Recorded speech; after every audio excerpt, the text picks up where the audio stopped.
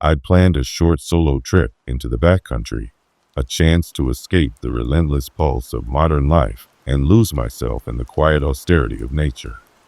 I was drawn, however, not just by the call of solitude, but by a peculiar rumor I'd heard whispered in local bars, of a forgotten cabin hidden deep within these woods, a relic of a past that had long been buried by time. No map marked its location, and locals claimed its existence was an urban legend.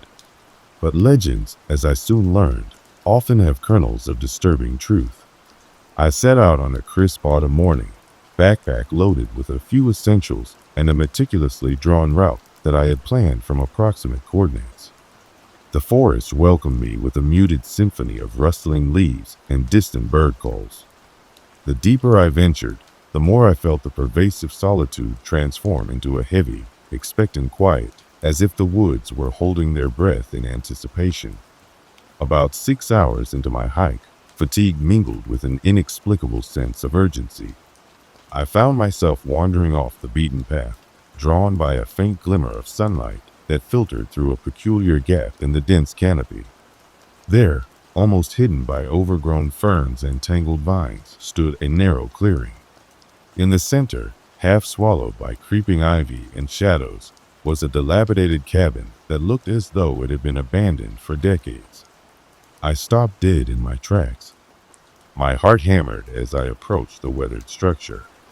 The cabin was constructed of dark, splintered logs, its once proud architecture now reduced to uneven walls and sagging roofs. Its windows, shattered and crusted with grime, seemed like the hollow eyes of a long-dead sentinel. The very sight of it sent a chill coursing through my veins. The path to the cabin was uneven and obscured by fallen branches. I hesitated at the threshold, an uneasy mix of dread and curiosity pulling me forward. As I stepped into the clearing, a metallic tang filled the air, a scent of decay and rust that seemed out of place in the otherwise crisp, invigorating forest. The overgrown grass reached up to my boots as if to warn me not to tread further, yet my determination and morbid fascination forced my feet onward. Inside, the cabin's interior was shrouded in gloom, lit only by stray beams of light that pierced through holes in the rotted roof. Dust motes danced in the slivers of sunlight, lending a surreal quality to the scene. The floorboards creaked underfoot, and every step I took sounded like a whisper of long-forgotten secrets.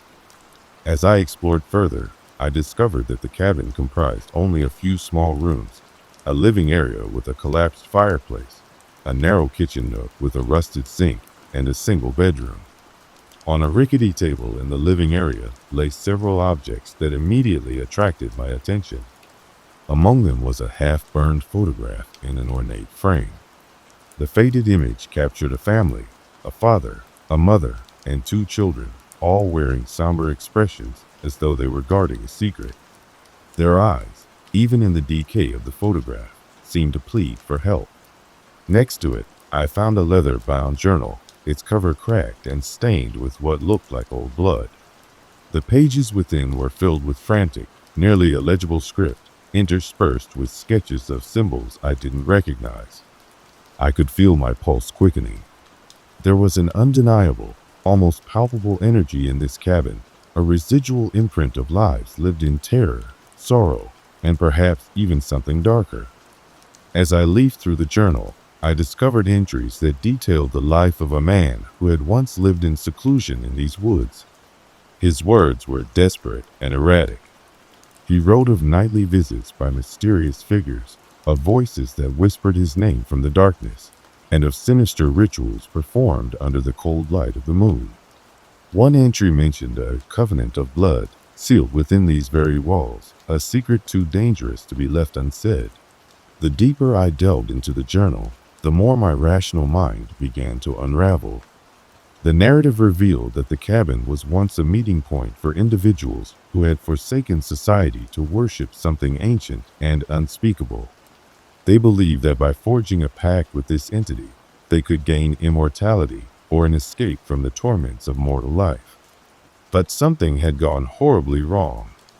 The accounts were filled with despair, betrayal, and the chilling realization that the entity they courted was not a benevolent savior, but a merciless force that demanded blood and souls in return.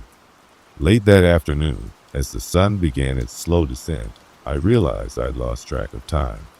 The shadows grew longer, and an oppressive darkness started to seep into every corner of the clearing. I made a mental note to document every detail, every emotion that surged within me, feeling increasingly that I was stepping into someone else's nightmare, a nightmare that might not let go so easily. I decided to set up camp near the cabin. I was both repulsed and compelled by this place, repulsed by the weight of its tragic past and compelled by a need to understand it. In the relative safety of a clearing, I built a small fire, its flickering glow dancing against the backdrop of ancient trees. The fire provided a semblance of warmth, but the night air was filled with an unholy chill that seemed to seep through my very soul. Almost immediately, I began to notice things that defied natural explanation. At first, it was subtle, a scratching sound coming from the walls of the cabin that I couldn't attribute to any animal I knew of, a soft rustling that seemed too deliberate to be the wind. Then came the whispers, faint, murmured voices, as though echoing from the depths of the forest. They seemed to speak in broken sentences, half-formed pleas and warnings that I could barely decipher. I sat rigid, straining to understand their message, my hand trembling as I clutched the journal. I tried to dismiss it as my imagination. After all, I'd spent hours alone in a decrepit cabin, and the isolation was bound to play tricks on my mind. But as the night deepened, the voices grew louder and seemed to come from everywhere at once. They called out names, some familiar, others utterly alien, and they spoke of darkness and the inevitability of fate. I felt as if the cabin itself were alive, its every creak and groan a lament for the terrible deeds committed within its walls. Around midnight, I couldn't take it anymore. An inexplicable dread urged me to return to my tent, away from the oppressive presence of the cabin. But as I turned to leave, I caught movement out of the corner of my eye, a figure standing at the far end of the room, barely discernible in the gloom. It looked like a person, yet its features were blurred and shifting, as though it were a mirage conjured up by my mind. I froze, my throat tight with a scream that I could not let out. The figure began to move slowly, almost gliding towards me. Every instinct screamed for me to run, but my body was paralyzed by a mix of terror and disbelief. As it drew nearer, I could see that its eyes held a strange intensity, an ancient sorrow and resignation that seemed to pierce right through me. I couldn't tell if it was reaching out in an act of warning or if it was merely a specter of the past, doomed to wander these halls forever. I tried to speak, but only a choked whisper came out. "Who are you?" The figure halted a few feet away, as if deliberating whether my question was worth an answer. For what seemed like an eternity, we simply stared at each other in a silence that was more deafening than any scream could have been. Then, as silently as it had appeared, the figure dissipated into thin air, leaving behind a palpable void, a lingering presence that made my skin crawl. I spent the rest of that night huddled by the fire, listening to the murmurs of the unseen, my thoughts racing as I recalled the diary entries and the haunting images in the photograph. In the morning, I decided to investigate further. Something inside me demanded answers, even if it meant confronting the darkness head-on. Returning to the cabin, I meticulously searched every nook and cranny. In a hidden compartment beneath a loose floorboard in the living area, I discovered a small, rusted key. It was engraved with odd symbols that matched those in the journal, and it felt unnervingly warm to the touch, almost as if it had been waiting for me.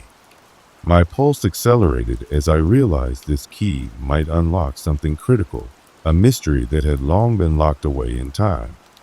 With trembling hands, I made my way to a narrow door concealed behind a torn curtain in the bedroom. The door creaked open to reveal a small, cramped room that seemed frozen in a different era. The walls were lined with faded photographs, newspaper clippings, and handwritten letters. In the center of the room sat a wooden desk with an ornate mirror. As I gazed into the mirror, I didn't just see my own reflection. I saw fleeting images, faces of people long gone, their expressions etched with horror and longing. For a brief moment, I felt a surge of profound empathy, as though those souls were trapped in a never-ending cycle of suffering, desperate for release. I carefully lifted one of the letters and began to read. It detailed the tragic history of the cabin's inhabitants, a family shattered by grief when one member had gone missing under mysterious circumstances.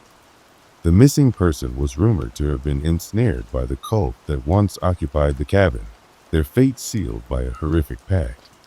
According to the letter, the family believed that if the wrong person were to find the cabin and disturb its sanctity, the vengeful spirit of the missing person would claim them as retribution. I shivered as I pieced together each detail. The intensity of my emotions was overwhelming.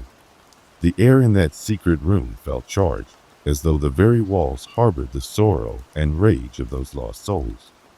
My mind reeled with questions. Was I merely an accidental intruder, or had fate guided me here to relive the final, horrifying chapter of a tormented family's legacy? As dusk began to fall, I felt an almost magnetic pull towards the mirror again. I could no longer ignore the sense of foreboding that clung to every inch of the cabin. The whispers had ceased for a while, and eerie silence settled in their place, broken only by the occasional creak of the settling wood. In the gathering gloom, I decided it was time to leave. The forest beyond the clearing no longer offered solace. It now seemed to be a labyrinth of haunted recollections that might claim me as their next victim.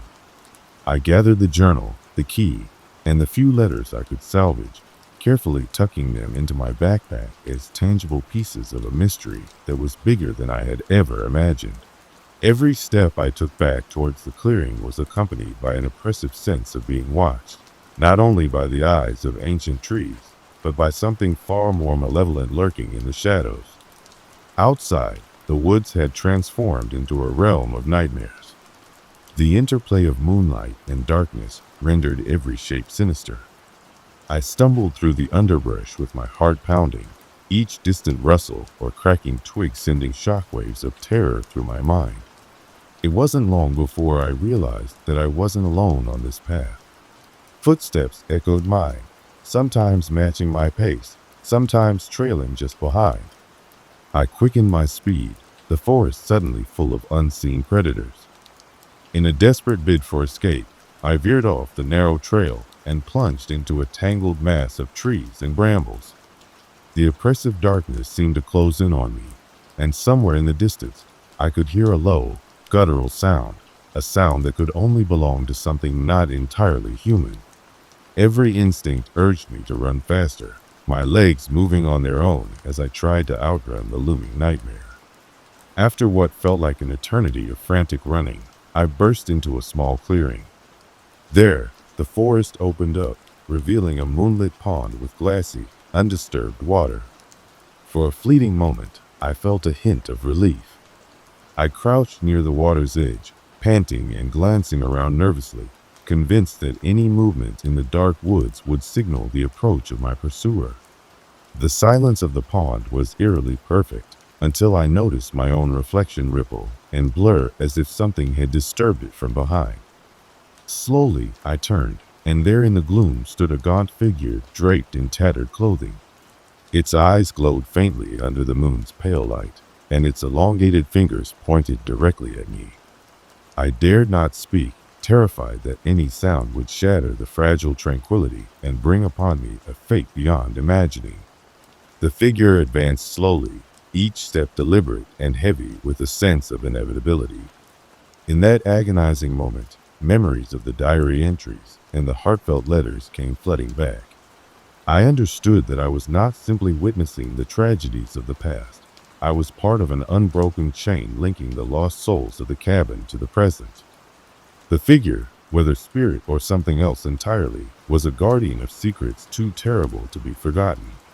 It reached out with a trembling hand, as if inviting me to uncover the truth hidden in the darkness.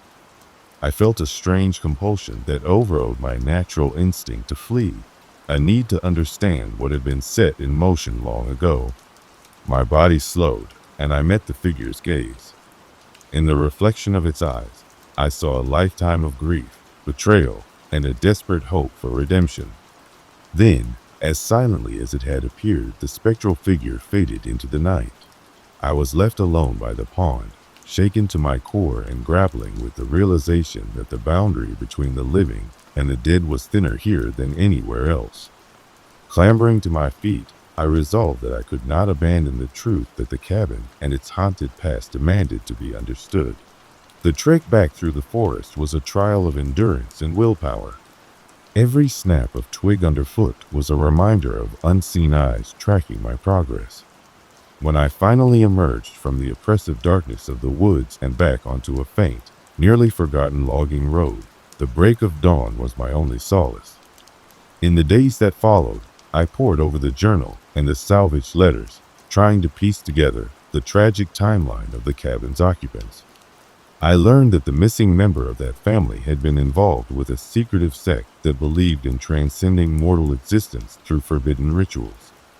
Their hopes had twisted into madness, and when the ritual went awry, it did not end with death, but with a curse, a lingering presence bound to the site and to anyone who dared disturb its slumber. I contacted local historians and delved into archived records, finding whispers of these events in dusty county documents and town folklore. The deeper I dug, the more it became evident that what I had experienced was not an isolated incident, but a thread woven into a fabric of recurring tragedies spanning generations. Every night since my escape, I have dreamed of that cabin. I see myself wandering its gloomy corridors, hearing the soft whispers of voices that beg for release, and witnessing spectral figures silently reenact the horrors of that forgotten past. I can't shake the feeling that I am now linked to the fate of that place. I have become a reluctant guardian of its secrets, burdened with the knowledge that some mysteries are perhaps best left undisturbed. Every new day is colored by a lingering dread and an almost inevitable pull back to that clearing in the woods. Even now, as I sit before my computer recounting these events, I can still smell the metallic tang of decay, see the brittle image of the family's pleading eyes, and feel the oppressive weight of the cabin's sorrow. I have returned to civilization physically, yet a part of me remains forever in those dark woods. The memory of that spectral figure at the pond is a permanent scar on my psyche, a reminder that some places and some secrets can never truly be left behind. I live with the constant question, was I merely an unwitting trespasser, or did fate lead me to that cabin to resolve something unfinished? Perhaps one day I will return, not as a frightened wanderer, but as a seeker of truth willing to confront the darkness at its source. Until that time, I carry with me the echo of that night, a chilling symphony of sorrow and despair that haunts my every waking moment. The cabin in the clearing remains an enigma, a silent testament to horrors past and a constant reminder that in the depths of the woods, some secrets do not want to be discovered. I now know that some horrors are not confined to the pages of forgotten diaries or the whispered legends of old-timers. They lurk in the dark recesses of time and space, waiting patiently for someone to stir them awake. And as the nights grow longer and the shadows creep in earlier with each passing autumn, I can't help but wonder if I am being watched still. If the forest ever truly lets go of its captive souls, or if I am destined to walk alongside them for the rest of my days. For now, I have survived that terrible night, but the whispers continue in my dreams, and the spectral face at the pond lingers in my mind. The memory of that cursed cabin, its forgotten legacy of despair, and the unyielding pull of its dark mystery will remain with me, a permanent part of who I am, until the day I finally face it again.